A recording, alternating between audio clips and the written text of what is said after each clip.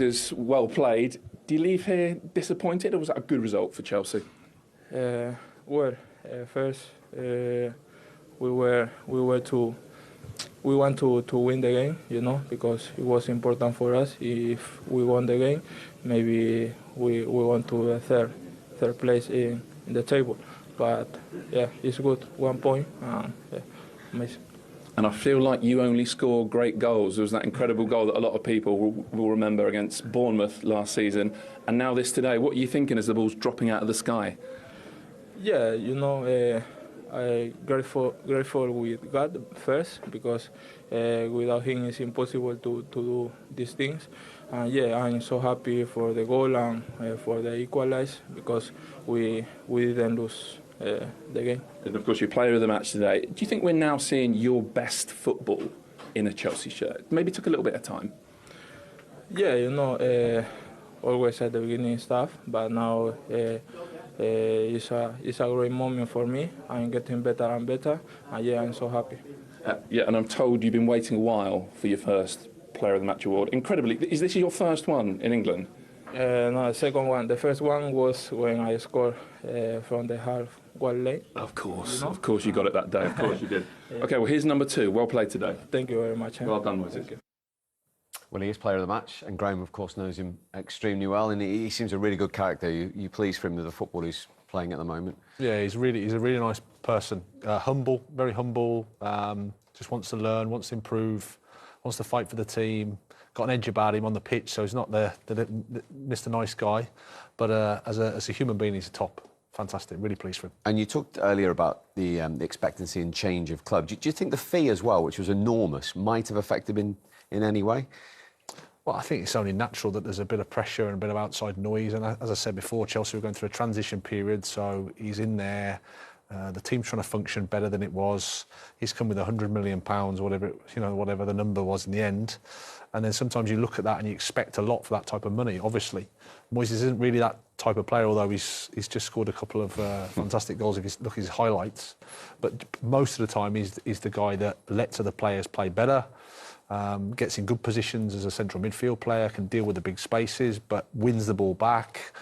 So for 100 million, as well, when everything's not functioning brilliantly, there can be some sort of maybe some pressure on him. But I think it's a testament to his character that he's come through that, and now you're seeing the quality that he has. He was only 23 yesterday as well. Do you like him? Is he on the upward trajectory now? Yeah, I like him. I really do. I mean, out of position, I think he's fantastic. I mean, I wouldn't want to play against him out of position. In position, I don't think he's going to hurt you with a ball. His range of passes is not the best. But he certainly gives everything, leaves nothing on that pitch. Does he train every day like he plays? Yeah, and that was the bit with him to start with. It was just, he come from Ecuador. And it's just the intensity of training every day in the Premier League. It took him by surprise a bit. He actually went on loan to a team in Belgium, down the bottom of the league. Didn't go so well. He played, but the team was struggling down the bottom. So it just took a little bit of time for him just to adapt. We always knew he had the quality. It was just the intensity and the difference. He's got the physical capacity, just getting used to it. He looks like a player who's got no self-indulgence. He's not trying to perform well for himself. He just wants to give everything for the team. And I think that his teammates will appreciate that. Certainly when there's a lot of superstars, and you talked about the fee, Steve, it's easy to get carried away with yourself and think, I've got to try something different now. And perhaps he did when he first went in there. He thought, I've got to do a little bit more than just run about on the pitch and break the game up. But that's good enough. If he's doing it and he's got the cocktail around him, he's got like Cole Palmer, he can give the ball to him, and Wacky, and they're getting there, with the cultured players. But he's got to know what he's good at, and what he's good at is what he showed us today. Is giving everything for the cause. Mm. And certainly you talk to players who played with him, they speak very highly of him. Yeah, look, he's the type of player you want to play with. When you play in that position, whether you're the attacking midfielder next to him or you're number 10 in front of him, he's the type that you need. I didn't feel any of the midfield players there really took control of the game. I think that's probably why it was such a poor game in quality, really, because when you're in that number 10 position, and I've done it, if your midfield players can't get control of the ball, you're almost a waste of time being a number 10. You can go in all these areas wherever you want. But if there's no control from your midfield players, then you become irrelevant in the game, unemployed virtually. And you saw today with the two best players on the pitch from Manchester United is Bruno Fernandes, most creative player, and on the other side Cole Palmer, both really quiet today. And that's a subsequent reason why is because there was just no control from them. 4 midfield players. I thought Ugarte was okay, fouled, too many fouls, couple of nice bits. Casemiro was probably United's best player on the day, again with that pass, and played his position quite well. A little bit disappointed with Lavia today. I thought he was a little bit better than that. Well, look, he's had an off day today, let's say. Caicedo probably was best of the 4, but I don't think it was that difficult to be the best out of them 4 today. Okay. What he did have control of was the volley, wasn't it? And you're saying he wasn't particularly known for this. I think it's just his 4th ever Premier League goal. But it was Scholes-esque on the edge of the box, isn't it? wasn't that good. A bit too close, that. Exactly. Yeah, Garnacho's probably a difficult role for him on the edge of the box because he's got an eye on Cucurella, but nevertheless, it's a fantastic finish from there. Goes through the bodies, need a bit of luck, but a great connection. That's all he can do, and hope for the best. And it goes in the bottom corner.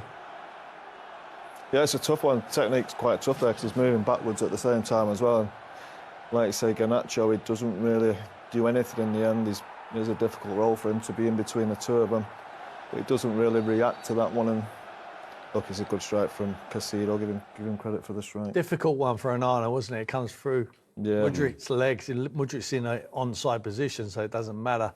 And it just puts him off. Just slightly struck it well enough to be past him before you even see it. Casemiro's header in the build-up. Anything in that? When we see this fresh angle here. What's this? Brazil, Argentina, right? Yeah, well, it's not good. It's not good. He's got a knack of putting his head on the ball in both boxes, isn't he? You know, he does defend very well, and he gets his head in the attack as well, and he's a real threat. He would wish he would done better there, but you know, we're only looking at hindsight because it's ended up in the back of the net with a wonderful strike. I think we've got to give credit to Caicedo for the strike, really, more than Casemiro. And it's not the first time he scored against United in the Premier League. His first goal came against them when you were his manager on a very memorable day for you, him and the team. Yeah, I think it was 4-0, I think. Yes, it was, nice, Graham. Yeah, stop being so modest. Again, little edge of the box. He's going to picks one up. I think it's a decent strike now coming up. Again, a bit fortunate through bodies. Maybe he's aiming for that bottom corner again. And that started, I think it was the first goal in the game, I think so. Yeah, this was his 6th appearance in the Premier League at the time. He was very new to it. Yeah, that's me prior to a blow-up. Looking a bit scruffy. Yeah, you hadn't seen your designer in those days, had you? So. There's never been a designer, I can assure you. Tim still begs to differ, don't you? Well, I think when he went to Chelsea, he upped it. He upped his game, without doubt. And now, even now, look, I just went to a decent barber. That's what I did.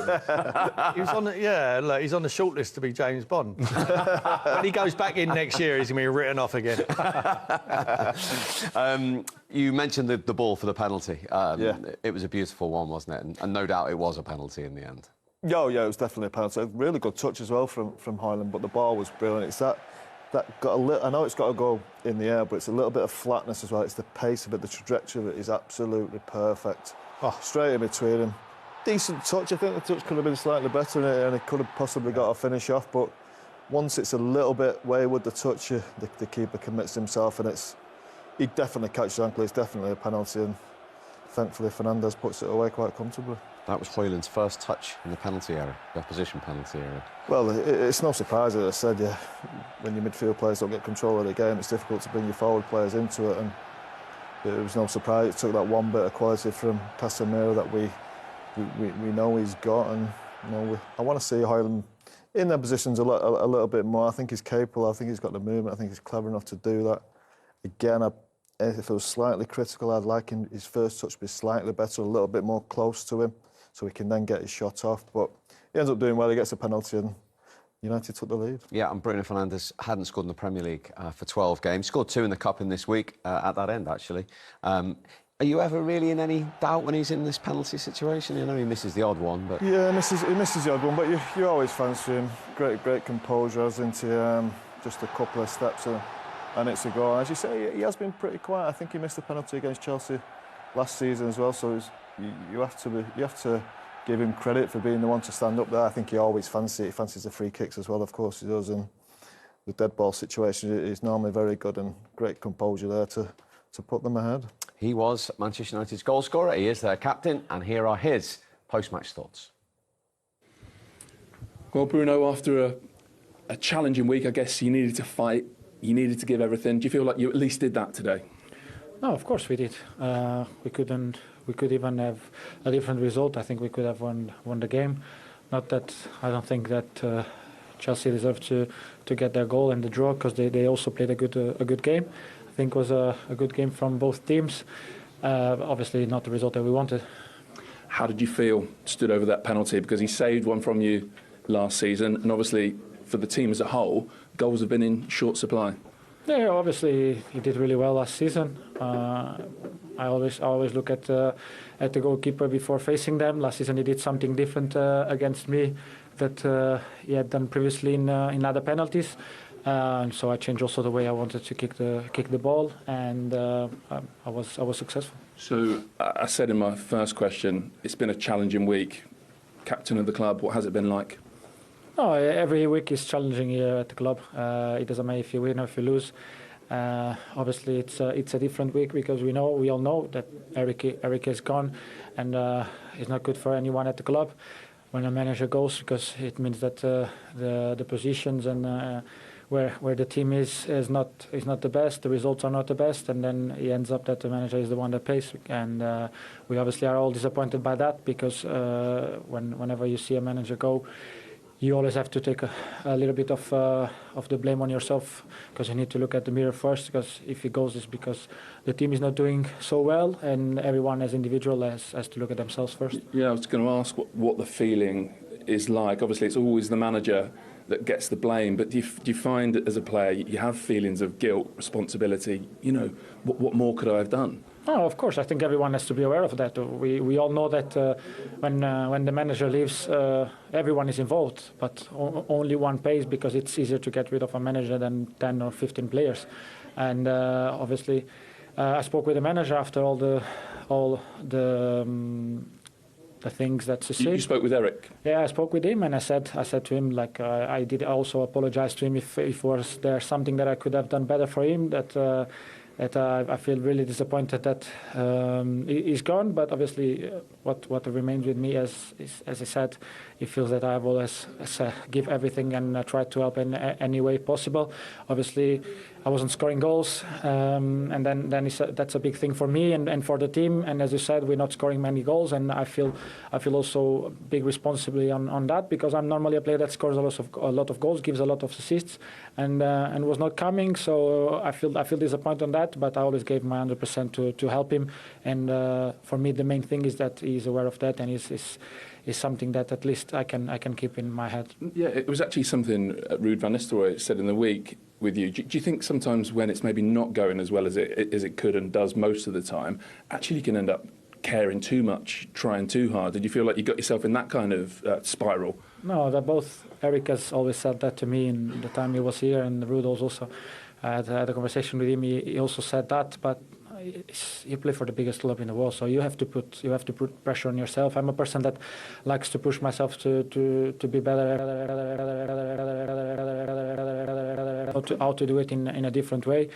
I need to deal better with that, with the expectations that I have on myself, not even with the other expectations. Forget the outside world. Yeah, I don't mind that, because you always know that everyone expects always great things from everyone at the club.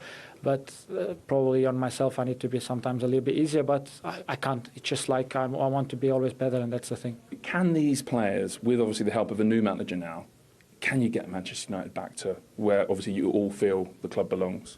No, we have to bring it back straight away with Ruud, and we won. We won for the Carabao. Now we had a good spells in the game where we could have won, but we didn't. So we need points in the league. Everyone is aware of that, and now is a main game for us in the Europa League, where everyone knows that we need points as much as we need in the league. So we have to start with Ruud, and then when the new manager comes, we have to keep going. Is he someone you've crossed paths with, Ruben Amorim, in Portugal? Are you excited to play his football to take on his ideas? No, I've spoke with him one or twice, but when I was going to watch the games of Sporting, and obviously when I go to the dressing rooms, but nothing major. Obviously, I watch every game of Sporting because it's my team there, and I know exactly how they play, what they do, and everything. But we never know what the manager is gonna do when he arrives here. We have different players. We will think on that after the Leicester game. For now, is to focus on everything we can do to give the best for Ruud, because he deserves that. He's someone that is always really careful on the words for everyone, tries to get everyone involved, pushes for everyone. He's trying to get his job done as the best as he can, and he deserves that. We full focus on him now at the moment. Thanks for coming out. Thank you very much. Thank you. Interesting from the Manchester United captain and goal scorer today, Bruno Fernandes. What did you make of that, phoning Erik ten Hag to apologise if he hadn't performed or let him down in any way? It's like you said, it's the manager who ultimately loses his job.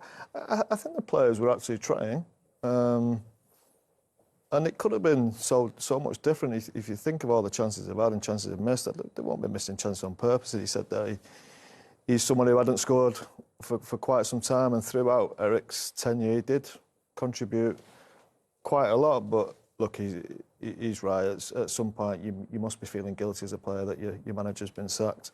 But again, he's also right in saying that when you don't perform, it's not all the players. It's not 10, 15, 20 players going to be sacked. It's going to be the manager. He's going to be the one to pay for his job. But look, if that's the way he's feel, I'm pretty sure that most of the players feel the same way. What do you think? Anyone call you off the Villa? What, Any players to apologise? Yeah, too late, isn't it? Too late then.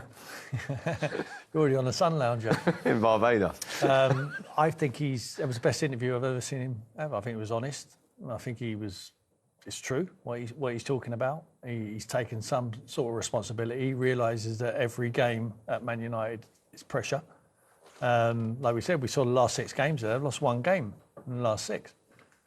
But it's Man United. That's a disaster. When you're not winning enough, and there's a lot of draws thrown in there, and the teams who they're playing, and they've spent 600 million, all that needs to be factored in. But only at Man United. I mean, this is a pressurised environment.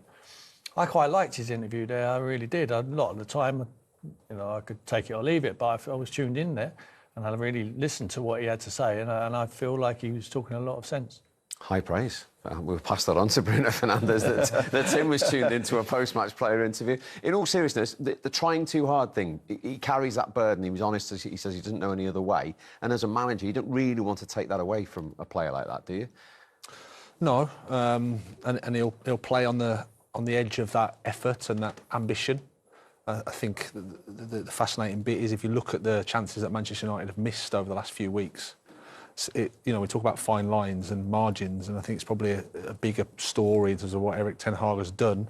But if you go on the other side of those margins, which can absolutely happen, all of a sudden it's 5 wins out of 6, or it's something just turns the other way.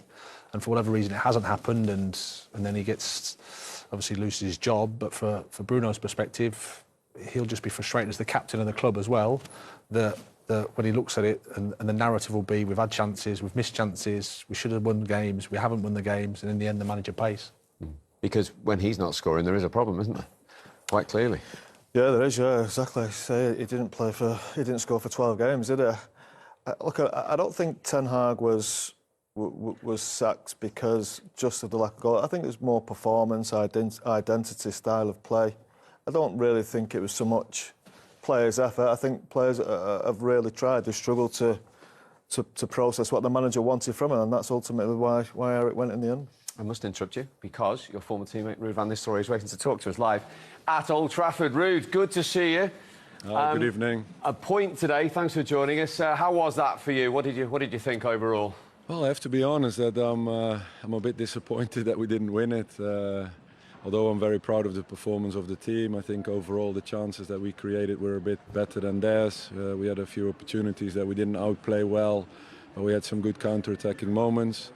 I think the Chelsea goal was a great finish, but wasn't the biggest chance. So the win would obviously have been fantastic, but we take the point as well.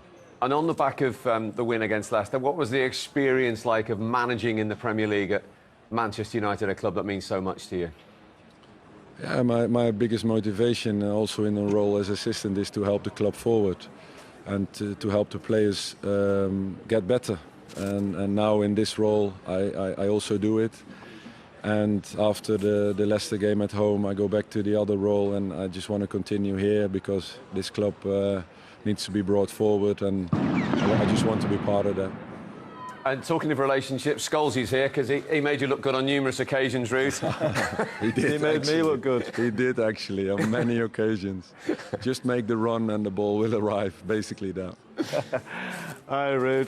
Thanks, Scholes. I must admit, Ruud, this week I think you've handled yourself brilliantly. I think with the media, especially spoke really well. Now, I know you have managed before in Holland. Obviously, did well with PSV. I think you won the Dutch Cup there.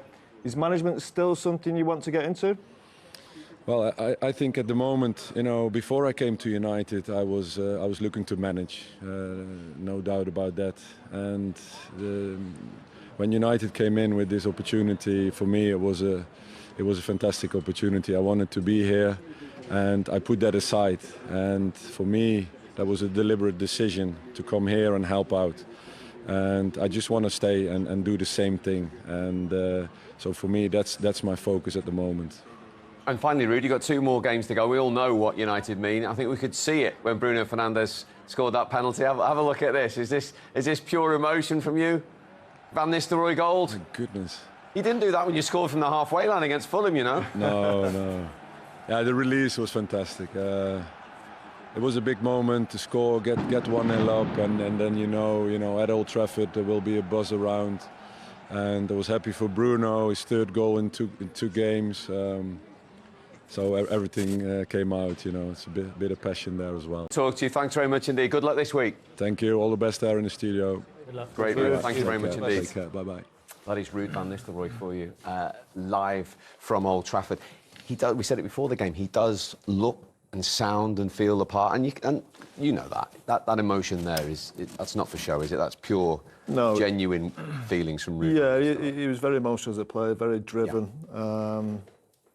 And look, I don't know that many people have done it. Who've been a manager, then go back to being assistant manager. It must be quite difficult. You've been in control, then all of a sudden you have to go and listen to somebody else's ideas again, whether you agree with them or not. But he seems like he's still interested in being there and helping the new man come to the club. I think he tried to help Eric as much as he could. But he just looks like a manager to me. I think he's handled himself, as I said there, I think he's handled himself really well this week, and probably will do for the next couple of weeks or so as well, while he's still in the job. And I think there could be a good manager job out there for him. It could be like almost a little public interview for him now these next couple of weeks, and I'm sure people will like what they see. Similar to what Michael Carrick had, the 3 games, didn't he? And then went to Middlesbrough in the Championship off the back of it. Yeah, exactly. Yeah, got a decent job that way. Michael hadn't done it before, so it was a little bit new. Ruud's obviously been there, a good-sized club in Holland as well, and won a trophy there as well. So, look, I think this will stand him in good stead.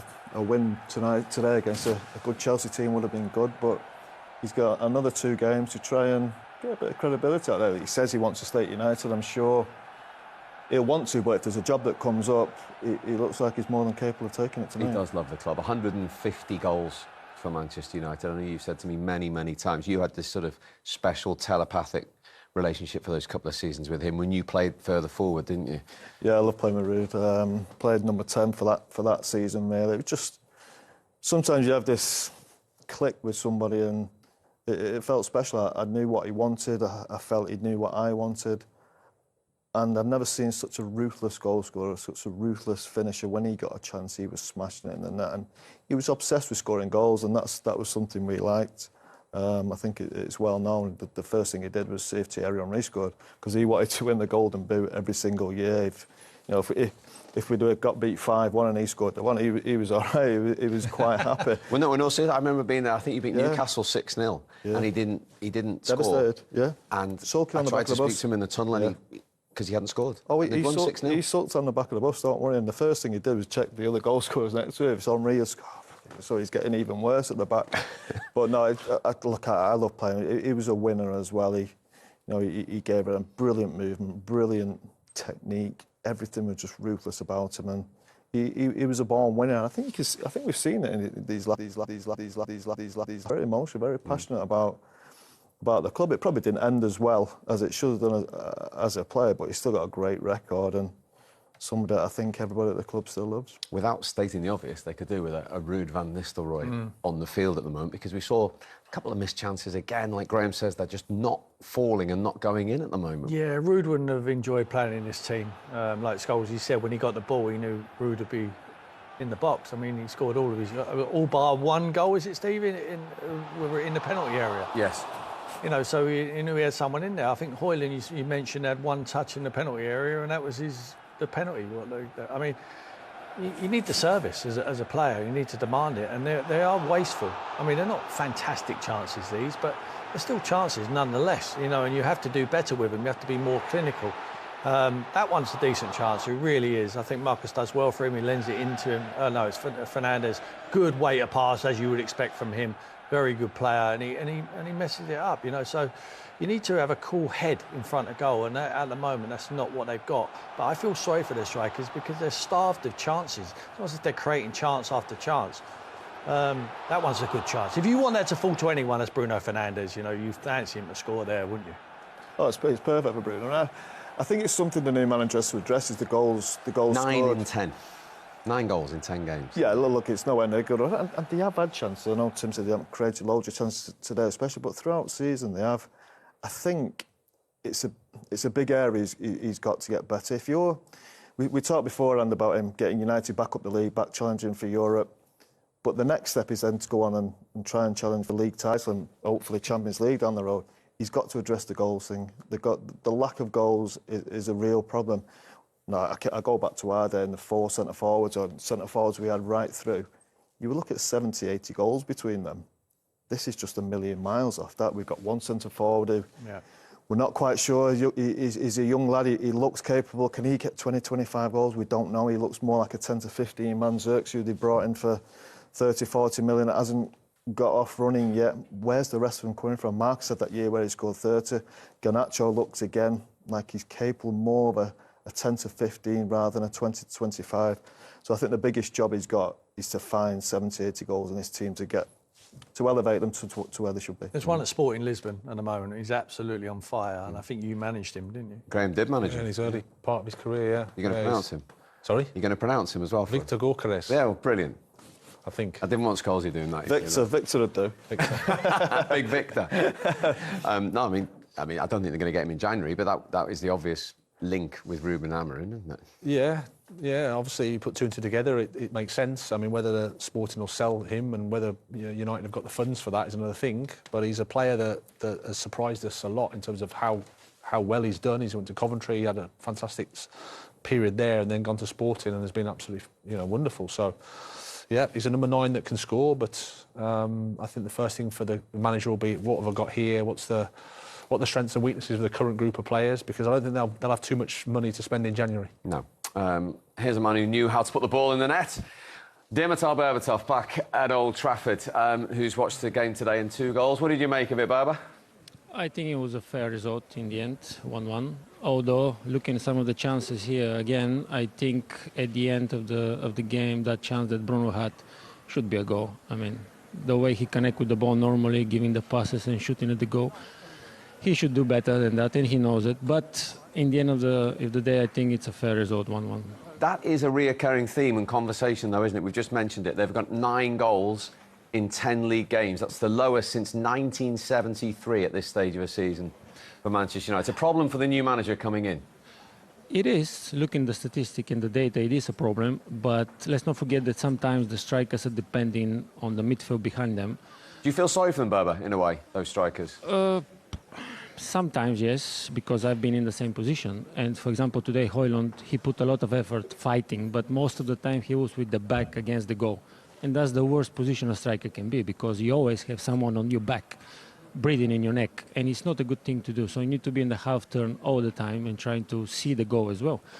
But again, sometimes it's about the ball that you receive and the supply of the ball. And when the whole team is not performing well, the strikers sometimes are suffering of this. And if they don't score enough, of course, the blame gets to you because you're the striker. So let's hope with coming of the new manager that problem will be resolved, either with current striker getting better or the new manager bringing new strikers. When you blame the midfielders, Scholes jumped out of his chair, so he wants to come in. No, Scholes was unbelievable, and he knows how to look for me or for the other players that he used to play. And sometimes, of course, it's about the movement of the United players in attack as well. But most of the time, it comes, of course, down to the quality and how you read the game, how you look for the space. And sometimes it's easy now from the outside to look and to criticize. Inside is more difficult. But I just think, obviously, I look at the midfield area of the pitch quite a bit. Do you think it is actually a lack of movement or a lack of clever movement from the forward players, or the lack of control in midfield? I felt today watching the game there's a real lack of control from both teams, and they really struggled, United especially, to bring Bruno into the game and Cole Palmer. Is that the way you saw it as well? I think the word that you used, clever, is probably the right one. The clever movement and the clever way of passing the ball, knowing when to pass the ball, the decision of knowing when to pass the ball, either when the guy makes the right movement and then you need to see him in advance, of course, to read the game and to pass him the ball. But that word clever is the key word, because the most intelligent players, and you know better than me because you are that type of player, to know when to pass the ball in the right and exact moment, because that can make the difference. And of course, for example, the penalty incident, Højlund should do better on that, because he had a bad touch on the ball. It was a perfect ball, and he needed to control it and finish. But he was a bit lucky to escape it and go down for the penalty. So sometimes it's a lot of component needs to fit together to have the perfect pass, the perfect chance, etc. But you need to deal with the ugly situation as well, and you know how to react and to score. Fascinating. Berba, thank you very much indeed. We'll see you soon. Keep warm. Thank you. Are you happy, unhappy? How do you feel about what you've seen? No, we knew that it was a difficult game for different reasons, mentally, in different aspects. I think for big part of the game, we managed and we controlled quite well. Probably the last 10 minutes we lost a little bit of balance, probably for the desire to win the game. But in any case, you don't have to lose the balance. You said before the match that you thought United might be tactically different today with Ruud van Nistelrooy in charge, and you might have to adjust. Did you have to do that? I think overall they were quite similar. Probably we expect them a bit more aggressive, but overall I think that the game was quite clear. And just tell us, at half-time you made a change with Gusto coming off, Cucurella coming on, and then James switching sides. Tactical, I guess. Tell us what the thinking was. No, yeah, it was just a tactical decision, no more than that. Fortunately, Manu is not injured, nothing, so we try something different. Was there a spell second half, like you kind of said in your first answer, it felt like you had sort of control of a lot of the match, and then just around them going ahead, maybe you lost that control a little bit? Yeah, exactly. But you know, in this stadium against this team, when you go down, it's very difficult to come back, and we did that. That is the most difficult. Then we try to win, and as I said, probably the last 10 minutes we lost a little bit of balance and we conceded something. But overall, as you said, I think for part of the game we controlled quite well. I think Moisés Caicedo didn't have the easiest start to his Chelsea career, which is obviously before you took charge. Is he becoming a really important player, and is he now giving his best football to the club? I don't know, before I said many times, with us since we arrived he's doing fantastic, and we are very happy with him, all of them. Any complaints about United's penalty and possibly a red card challenge towards the end for Martinez? Anything you want to say about that? To be honest, I didn't watch back the penalty, but they just show me the foul with the call that I think there is not intention to take the ball, and the foul is quite dangerous. But again, they are there to decision. Thanks for your time. Thank you. OK, it's a little bit unhappy about the Martinez challenge on Cole Palmer. Let's have a look at it. Was a yellow fair? VAR had a long look at this. I think in the end, I really do. I just think that it is a little bit vicious, to be honest. And if he would have sent him off, no complaints, and I don't think it would have been overturned. Yeah, they stuck with the on-field decision, and I think quite rightly. You see him there. Cole just drops his shoulder, he goes by him, and he just raises his leg, makes sure there's no way you're getting past me, and he hits him on the knee. I mean, it's naughty. He said in his press conference, Enzo Maresca, a definite red. Well, he's looked at the replay, and Yeah, I think it probably is a red. Quite dangerous, scrapes his studs right down his knee. Doesn't get load of contacts that possibly saved him a little bit. It's more of a scrape than a aggressive stab, but yeah, I think he's quite lucky. We saw Bruno Fernandes get sent off against Madison, similar, didn't we? Similar challenge where he wasn't like full on, it was like a glancing blow. Yeah. Exactly like that, same height, and Bruno got sent off. Like I say, if it would have been a red card, I don't think VAR would have overturned it. Graham? Yeah, I'd agree with that. I think when you look at it there, his height, it's a bit reckless. The speed he's going into, as Paul said, the fact that he doesn't really contact him probably saves him, but it doesn't look great, especially on the replay when it's slowed up a bit. There was also an incident in the first half after the woodwork was struck by Chelsea involving Lisandro Martinez and Colwill, and we're hearing that Colwill thinks this might be a penalty. Well, yeah, there probably is contact, but before that, we see the push from. I can't remember. Somebody pushes Casemiro, don't they? So yeah. Casemiro gets pushed. Madueke, yeah. It never come to that point anyway, I don't think. Look, Colwell might have felt it, but he's obviously not seen the first bit, and I think that would have been overturned anyway. OK, here is the quick reaction then on that from Levi Colwill. Can I ask you about a moment in the first half as well? There seemed to have been some analysis about Lisandro Martinez challenge on you as you were striking the ball. What did you think? You know, I think if I'd done that, it'd been a pen. So you thought it should have been a penalty then? Yeah, in my opinion, he's kicked me. I've gone to kick the ball and he's kicked me. You might expect him to say that, you know him well, but do you think he's slightly got a point there, or? Only in as much as it's a slight kick. I think, as Paul said, the push would have ruled everything out, so it doesn't matter whether you kicked him or not. I just think it's a blatant push from Madueke to Casemiro, and I think VAR would have ruled that out. So unlucky. It's no penalty for me. Even in isolation, without the push, which rules everything out, as Scholes rightly says, not enough contact, glancing blow. Yes, he's kicked him. You have to watch that 10 times to realise he's kicked him, so no, not for me. OK, bigger picture. 10 games in, Chelsea are in the top 4. They were in the bottom half this stage last season. Where are they at, your former club, for you, do you think? I think they'll be happy with the progress they're making. I think Enzo's come in and done a really good job, stabilised things on the back of Maurizio's work towards the back end of the season. So they've got a good group of young players, still need to improve in certain areas. They're finding their feet a little bit in terms of how they want to build up and how they want to use Cole Palmer to a certain extent. But they'll be happy with being in the top 4. They're competing. I think, as Tim said, are they ready to challenge at the top of the league now? Probably not. But they'll be in the top 4. They'll aim for that, I think, at the end of the season. And they're looking at a decent place. Having experienced what you did, do you see a little bit of stability, which hasn't always been there at Chelsea going back through the years, finally emerging, and a bit of realism? Well, I think over time, history can tell a different story. I think the owners have come into the club and wanted to change things around quite a lot. New owners, new sporting director, new everything. So, and when you change the amount of players that Chelsea have changed, it makes sense that there's a bit of transition and the results aren't what you want in terms of the short term.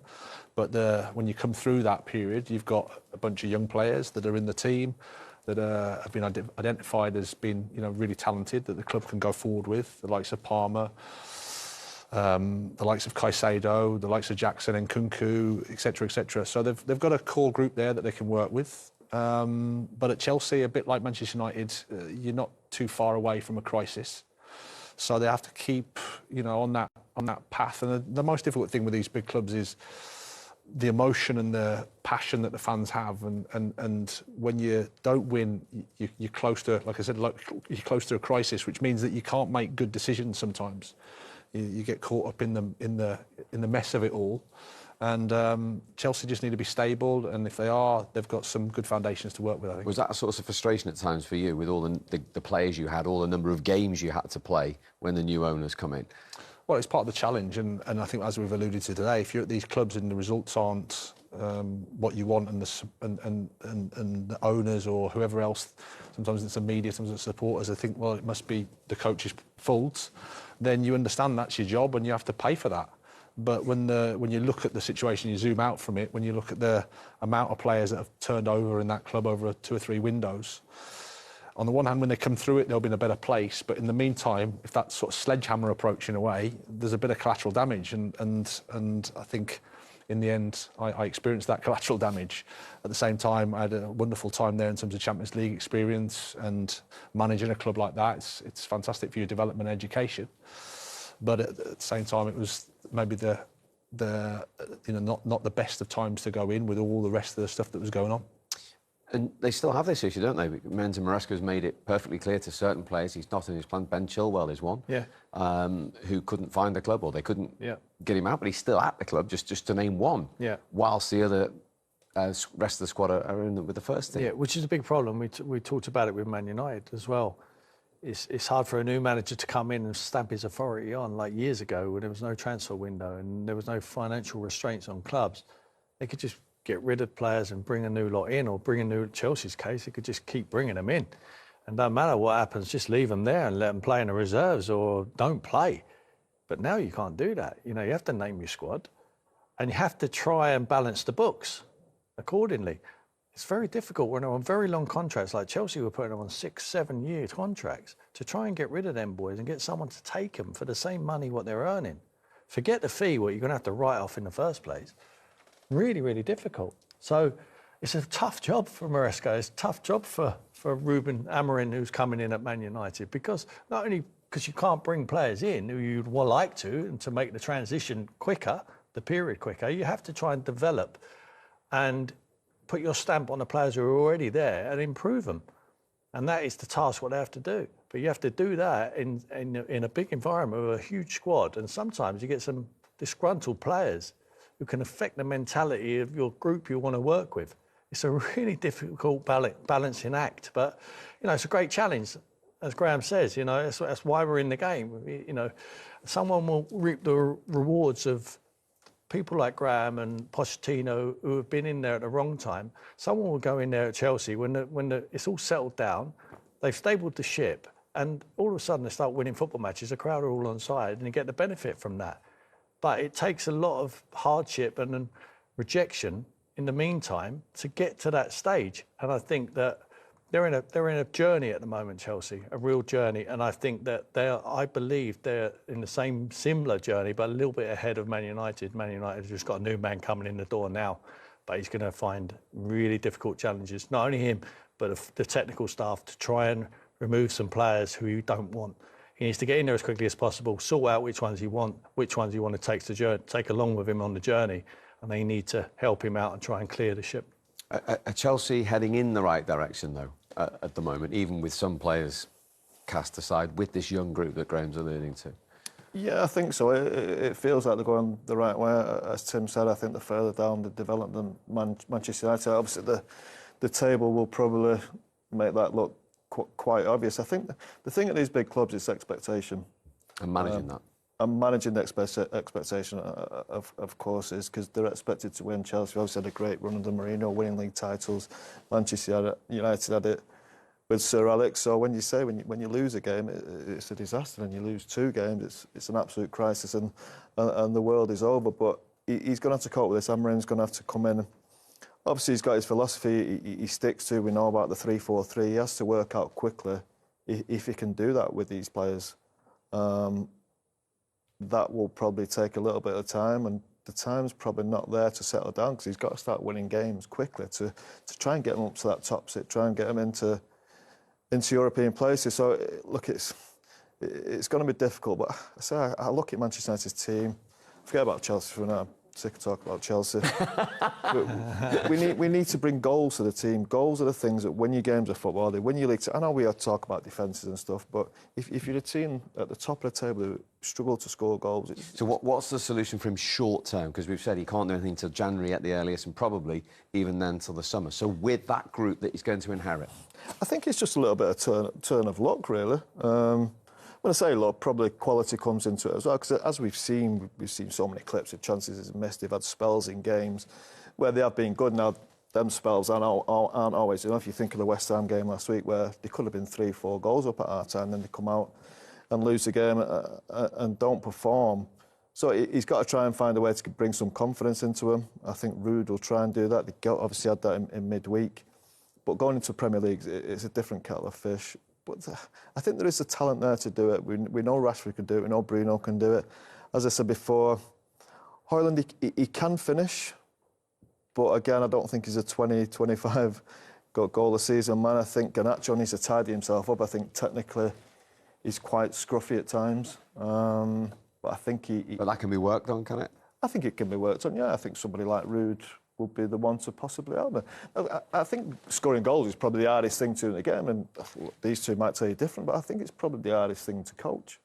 Because you can give people an idea how to finish, but if that is actually in front of you, and you have to think in a split moment like that, you have to choose the right finishers. You have to be able to put the ball where you want it to go, and that's why the best forwards are, with Michael Owen, we work with, Ruud van Nistelrooy, when they get in that position, they're ice cold and they can score and finish, and they always choose the right one.